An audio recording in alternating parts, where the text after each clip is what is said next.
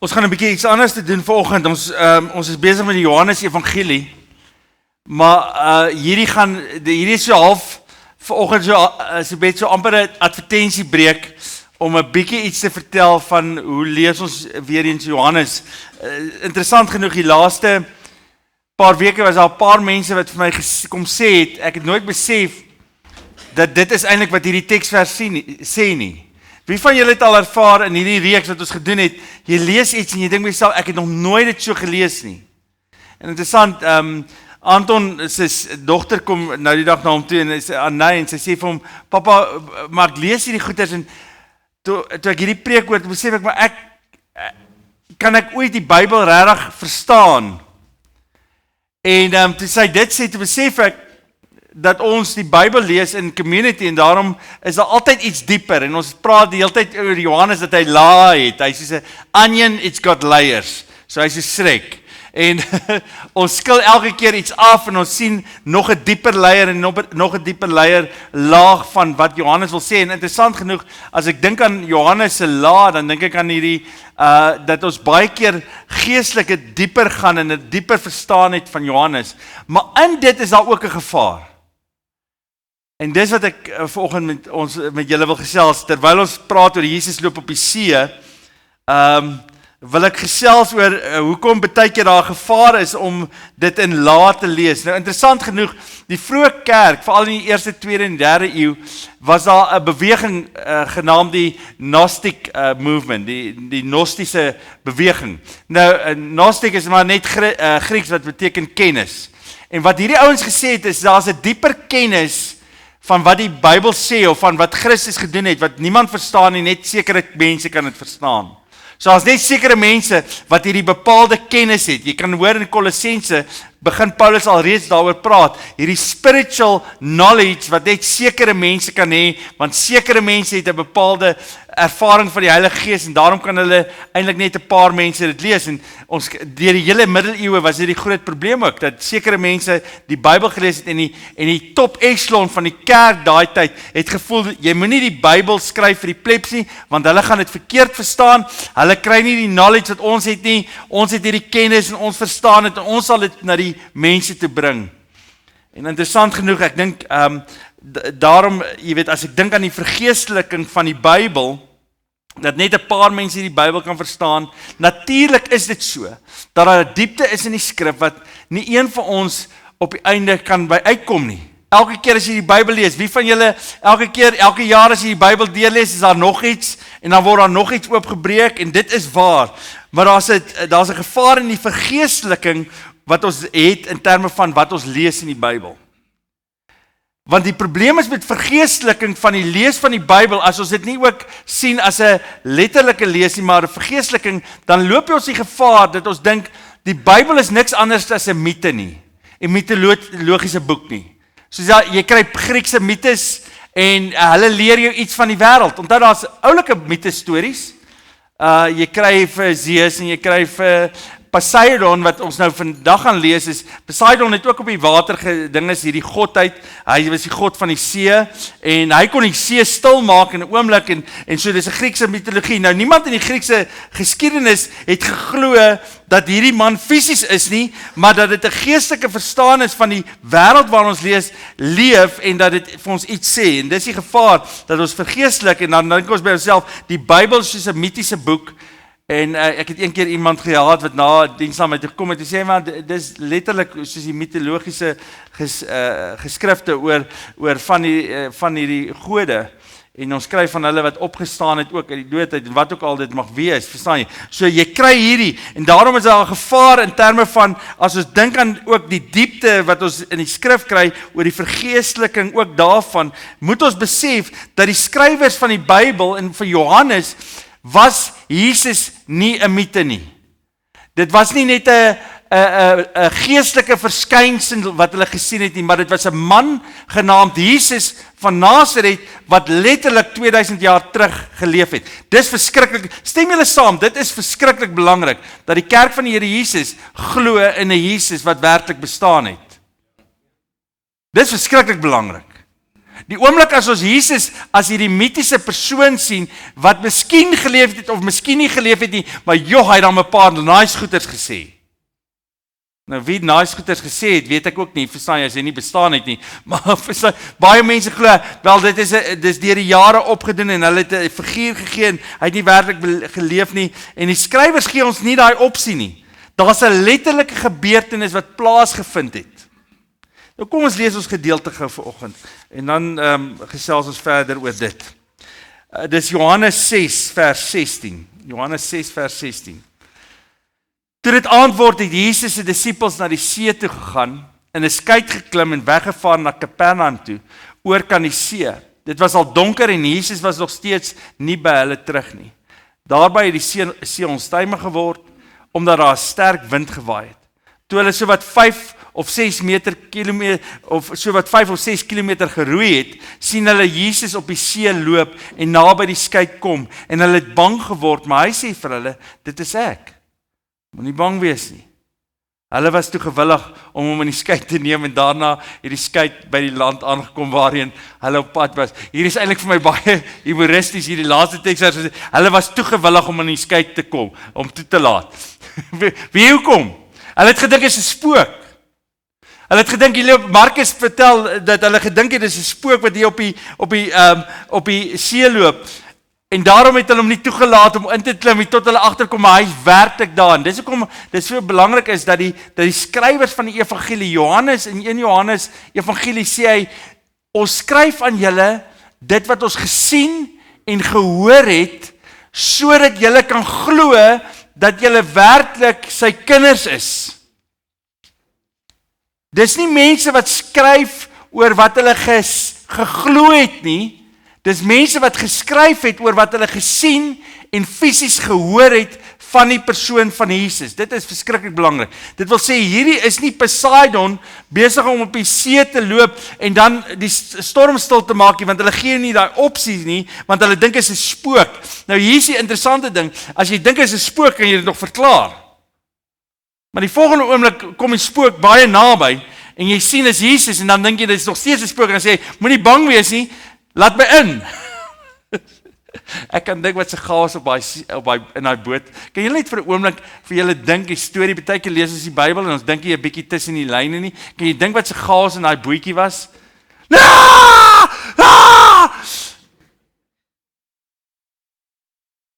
Kalm nou. Dis ek. Wat met die boot?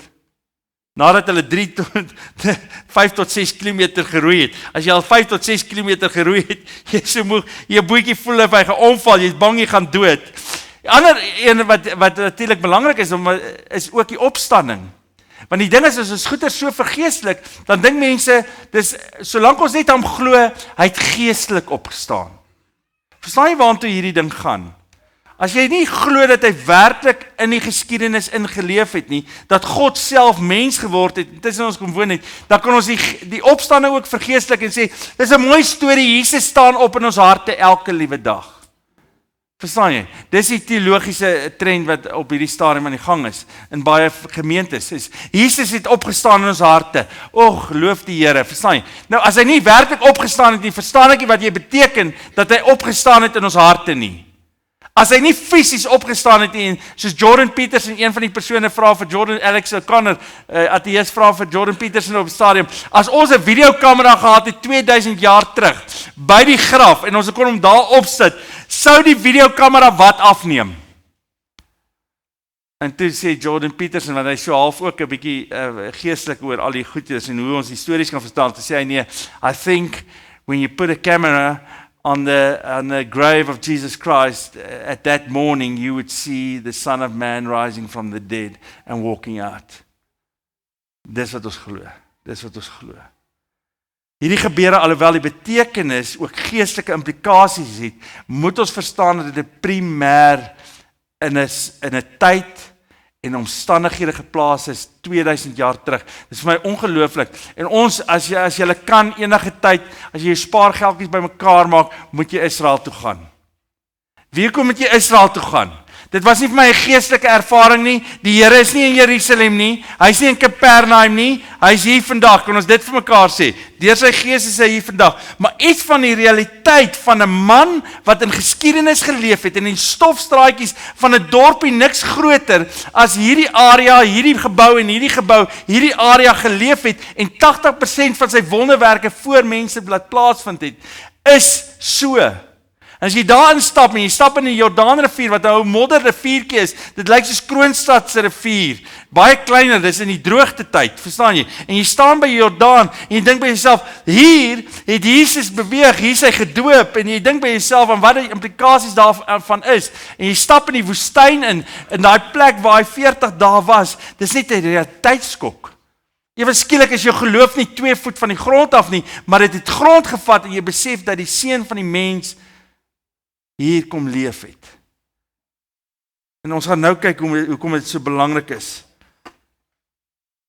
Baie mense sê vandag, ja, maar onthou net, die mense van daai tyd, jy weet, hulle was 'n bietjie naïef geweest. Ja, 'n bietjie bygelowig en goedgelowige mense geweest. Dit was 'n klomp, jy weet, wat weet 'n ou nou in Kapernaum, verstaan jy, van die wetenskap wat ons nou weet? Ons weet, mense kan nie op die water loop nie. Maar hulle het geglo in die mites en hulle het nou verstaan, jy weet, as 'n ou gesond word, hulle het ook nie verstaan van die mediese beroep wat ons nou van weet nie. Mense kan nie net gesond word nie, verstaan jy? Daar's iets wat gebeur met hulle en soos Richard Dawkins sê, jy weet, hy verstaan dit, daar is niks wat net gebeur kan, jy weet, wonderwerke gebeur nie.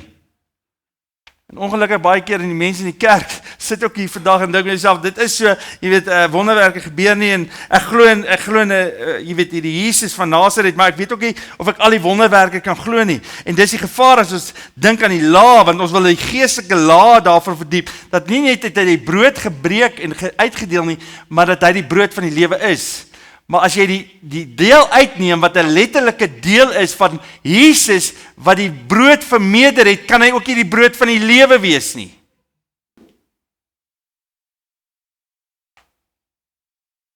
Wie van julle het al gesukkel met die letterlike lees? Nou, hoor my gou mooi, kan ek gou dit byset? Nie elke gedeelte in die Bybel moet jy letterlik lees nie. As jy Openbaring letterlik lees, gaan jy moeilikheid hê. Alright. Anders is daar net 140,000 mense wat in die hemel is op hierdie stadium, en dan maak ons dit nie, want daar is al reeds 140,000 Christene. So daar is sekere dele in die Bybel wat jy nie moet letterlik lees nie, en dit is 'n figuurlike lees, en dit is poëtiese lees in Psalms, as hy sê die fondasie van die aarde is vasgestel. Wat beteken dit? Is nie daar's pilare nie, en nou ons die ding is op nie. So daar is sekere dele in die Bybel wat jy nie letterlik lees nie, wat jy verstaan is poëties, of in 'n sekere sin metafories, of figuurlik wat geskryf is, maar dan is daar sekere gedeeltes in hierdie evangelie, is die gedeeltes waar hulle nie wil hê, jy moet wonder oor dit nie, dat hy dalk die natuurwette kan breek nie. Dit is interessant, is dat baie keer, ek dink weer aan Richard Dawkins se boek, jy weet, God of the Gaps, wie het die boek al gelees, God of the Gap, moenie, dit is nie moeite werd, jy kry Tim Keller's Counterfeit Gods. Alright, maar hy skryf hier die boek oor God of the Gaps, en hy sê, ja, julle Christene verstaan nie die wetenskap nie, verstaan jy, ons verstaan die wetenskap, en wat die wetenskap sê is, julle glo in 'n God, wat as jy dit nie kan verklaar, die natuurwette nie, dan sê jy, ja, God het dit, jy weet, dis waar God inkom. So dis soos die Griekse mitologie, as ons nie weet waar weerligstrale vandaan kom nie, dan sê ons Zeus is nou kwaad, hy gooi sy bliksemstrale af, verstaan jy? Dis hoe julle God lyk, en dan sê hy, nee, dis nie hoe ons God lyk nie. Ons God is buitekant hierdie tyd en ruimte, en wat God sê, dit doen hy, en hy hoef nie, hy is nie in sy natuur nie, en dis hoekom dit belangrik is, kinders van die Here, om hierdie mooi te verstaan. Ons glo nie 'n God wat in die natuur is nie. Ek hoor dit nog baie keer by mense. Mense sê, die Here, as ek in die natuur is, die Here is in die natuur. Nee, hy is nie. Hy is nie in die natuur nie. Wat jy daar buite sien is 'n boom. Dis nie God nie. Hy is nie in dit nie. Verstaan ons dit? Want dis God of the Gaps. God is in elke ding. Ek het, jy weet, wie ervaar, ek gaan nie kerk toe nie, want weet jy wat, as ek buitekant is, in die natuur, dan ervaar ek die Here. Verstaan jy, God is in dit. Nee, my broer en my suster, jy gaan baie meer van God ervaar deur sy woord oop te maak en dit te lees, as wat jy dit ooit in die natuur gaan ervaar. Ja, jy sien sy grootheid in dit. Jy sien sy almag in dit. Maar hy is nie daarin nie. Hy is nooit in sy skepping nie. Hy is die skepper. En hoekom dit so belangrik is die volgende. God kan die natuurwette verander in die wonderwerk. C.S. Lewis sê dit soos volg. Hy sê hierdie mense wat sê altyd, ja, maar jy weet, miracles can't happen because you can't change the laws of nature. En dan sê C.S. Lewis, if a man took 5 pounds from a drawer,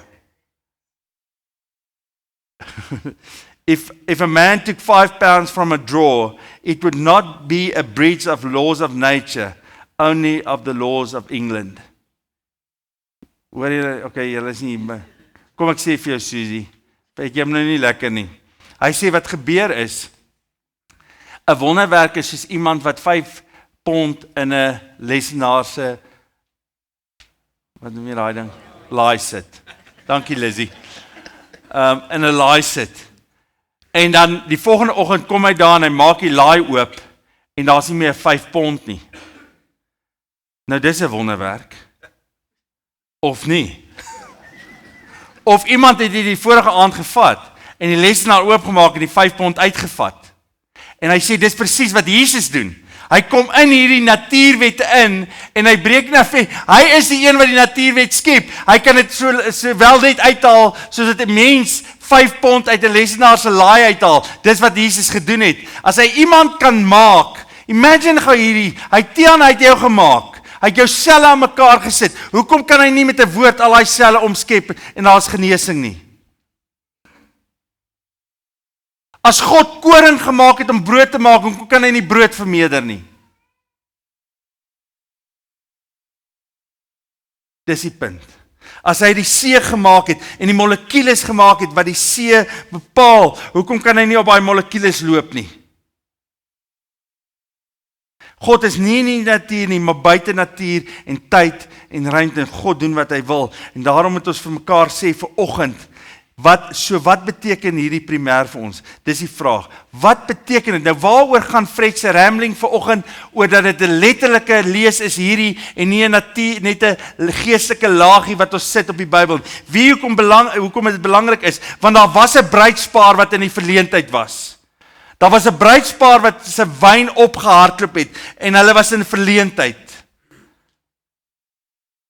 Daar was 'n vrou by 'n gebroke vrou by 'n put wat sy sonde haar so gebroken gemaak het dat sy 12:00 die middag gesit het by 'n put. Daar was 'n vrou, 'n Samaritaanse vrou wat daar gesit het, gebroken oor haar sonde en sy het 5 mans en die 16 is nie haar man nie. En ons kan geestelik daarin lees wat ons geestelik daarin kan lees en ons kan die diepte nooit daar verstaan nie.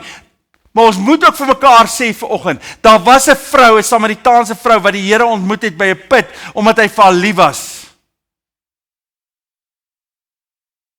En dan moet ons vanoggend vir mekaar sê die volgende, daar was honger mense by 'n preek van Jesus. En Jesus wat in Markus sê, en hy sê dit nie in Johannes nie, maar dan sê hy kyk na die skare en hy het hulle jammer gekry. Splagnitzomai is die Griekse woord wat beteken sy ingewande het in mekaar gekrimp, want hy het hulle honger gesien. En hy het vir sy disippels gesê, hoe gaan ons hierdie mense voed?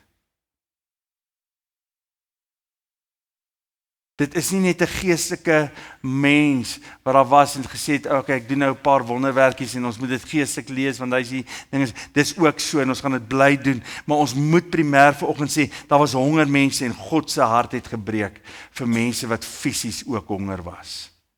Daar's mense wat gebroken was in hulle siekte en God het afgekom aarde toe en hulle gebrokenheid gesien en 'n hart gehad. Dis die mooiste woorde daar, as die Fariseërs op 'n Sabbatdag kom maar 'n man met 'n arm wat heeltemal verkrimp was.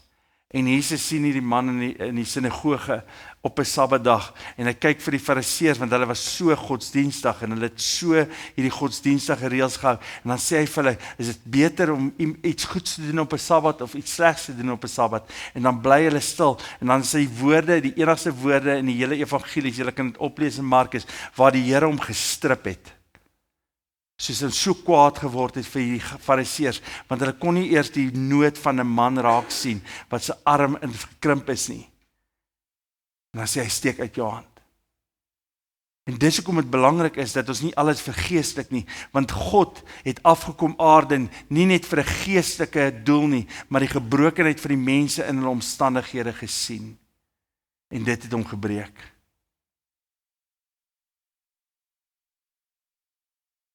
So daar was 'n bruidspaar in 'n verleentheid, daar was 'n gebroke vrou by 'n put, daar was honger mense by 'n preek, en daar was 12 bang disippels in 'n storm. Hoekom is dit belangrik? Want hier sit vanoggend mense wat gebroken is en stikkend is en wonder waar hulle volgende week gaan uitkom met hulle besigheid en wonder of hulle huwelik gaan hou en wonder of iemand gaan luister as hulle bid vir gesondheid en wonder of die Here nog steeds dit kan doen wat hy sê in sy woord. Wat vanoggend so bang is vir die dag van môre, dat hulle nie eens môre in die oë kan kyk nie. En alleen is. En hy is dieselfde God. Hy is die God wat omgee. Hy ken jou storm, hy ken jou verleentheid, hy ken jou vrees. En hy sien dit in hierdie oggend. Ek lees voor ek hier inkom, lees ek Spurgeon, 'n quote van Spurgeon hier in een van die boeke, wat hy sê, en baie keer vat dit jou om deur sekere goeders te gaan in jou eie lewe, om te besef, dat jy baie keer kan kom op plekke, waar jy kan nie die uitkoms sien nie. Om te ervaar dat baie keer mense in daai plek is. Ons is baie keer kyk as na mense, kom net oor jouself. Verstaan jy, is dit nie so nie? Jy kyk na iemand en dink vir jouself, verstaan jy moet net glo man, glo net. Hoekom is jy nou so bang vir dit? Hoekom is jy so bekommerd oor hierdie ding? Man, die Here, verstaan jy, die Here sê glo, hier is in elk geval nie so belangrik nie, verstaan jy, of jy nou leef vandag of môre, verstaan jy, is nie so belangrik nie, maar die Here sien ons vrees, want hy weet waarvoor ons gemaak is, en hy hou dit in gedagte, dat ons nog net mens is, op hierdie aarde, besig om 'n lewe te maak, en besig om voorop te leef, en te sê, Here, met alles wat ek is, wil ek nie bang wees nie, maar vanoggend sit ek hier, en ek is vrek bang.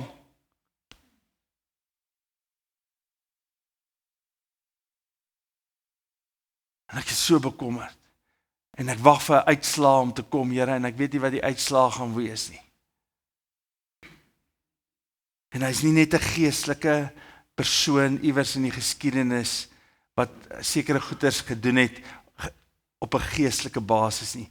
Hy het in hierdie wêreld ingekom. En ek weet nie wat hy gaan doen nie. Ek weet nie wat die Here gaan doen in ons lewens nie. Maar ek weet, hy soek mense, wat hulle self oopstel vir hom, en sê, Here, ek glo, dat U 'n realiteit is, en dat U hier is in hierdie oomblikke, en dat U lief is vir my,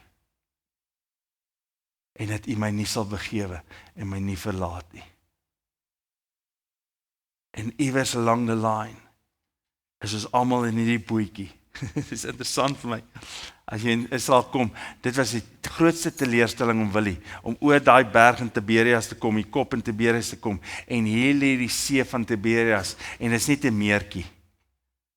Wie het in die oggende, jy weet, lees jy die see van Galilea, of die see van Tiberias, dieselfde see, en jy dink by jouself, dis hierdie massive see, sien jy klein seetjie, dis 'n meertjie, ja bo, in die noorde van Israel.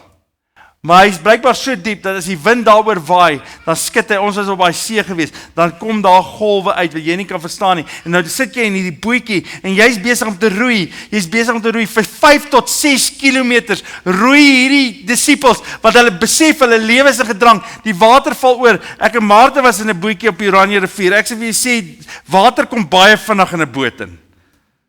Nee Maarten, dis jou skuld. Jy het nie lekker geroei nie, verstaan jy? Maar ek meen, dis 'n amazing ding, verstaan jy? Jy roei in daai bootjie en dan gaan jy deur die rapids en dis nie eens 'n groot golfie nie. As jy weer kon sien, is jou boot vol water. En waartoe gaan 'n boot vol water? Hy gaan onder. En jy's 'n disipel, jy vang vis, jy swem nie.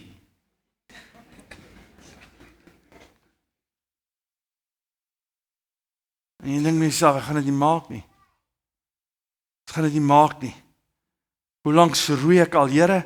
Kan jy dink hoe lank is 5 tot 6 uur se roei in 'n storm? Vorige aand het jy in die bootjie geklim. Dit was laatmiddag, klim in die broodjie en hier steek 'n storm op, verstaan jy? Jy wil net letterlik van een plek na 'n ander plek. Jy het 7 tot 6, ek weet nie hoe ver is 7 tot 6 kilometer nie. Miskien was dit die afstand wat hulle moes geroei het, want ek dink hulle het letterlik stil gestaan. Want as jy al ooit in die wind probeer roei het op 'n boot, you going nowhere fast.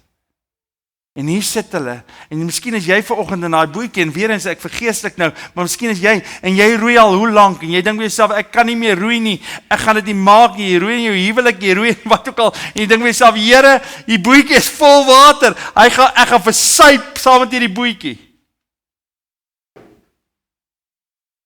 En in daai oomblikke sien hulle 'n man op die see, wat loop na hulle toe. En hier is die mooiste woorde van alle tye. En ek weet nie wat hy gaan doen met jou storm nie. Ek weet nie wat hy gaan doen in hierdie oomblikke met jou vrees nie. Maar ek weet, hy sê vandag nog dieselfde as wat hy 2000 jaar gesê het aan Ilona. Dit is ek. Moenie bang wees nie.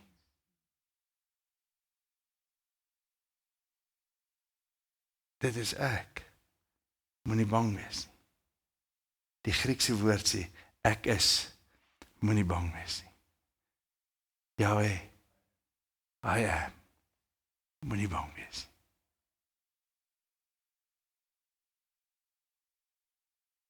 In 'n oomblik is hulle in die oorkant van Tiberias se see. In 'n oomblik is hulle daar. 5 tot 6 kilometer roei hulle, hoeveel uur spandeer hulle, en hy klim in die boot, en in 'n oomblik is hulle daar.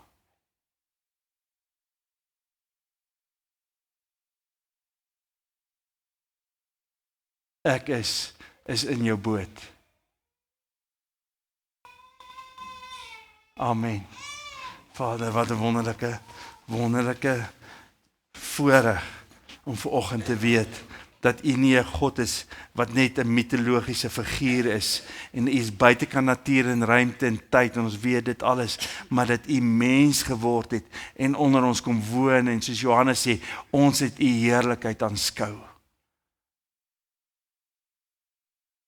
Dankie Vader vir U woord waar Johannes sê, ek sê vir julle hierdie dinge wat ons gesien en gehoor het, sodat julle kan weet dat julle sy kinders is. Vader, ek weet net, in hierdie oggend kan ek net dit dink, dat die mense is in 'n boot, wat besig is om water te skep, en al vir 6 tot 7 kilometer te roei, en hulle is al so moeg, en so bang, en so nat gemaak deur die winde, en die weer, en die branders, die Vader, van hierdie lewe, dat hulle nie 'n weg sien uitkom sien nie. Maar Vader, in hierdie oggend, mag hulle die seun van die mens sien loop op die see, en mag hulle hierdie woorde hoor.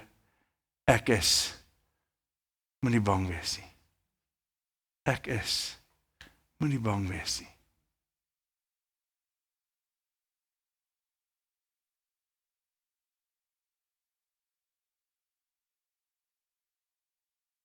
Amen. So wil net vanoggend vir julle sê, julle kan hom in julle boot toelaat. Wees gewillig om hom toe te laat in jou boot. Ontvang die seën van die Here Jesus Christus, die genade van ons Here Jesus, en die liefde van 'n Vader wat jou liefhet, en die gemeenskap met die Heilige Gees, sal met julle wees in hierdie storms, en in julle kalmte, en totdat Jesus julle kom haal. Amen.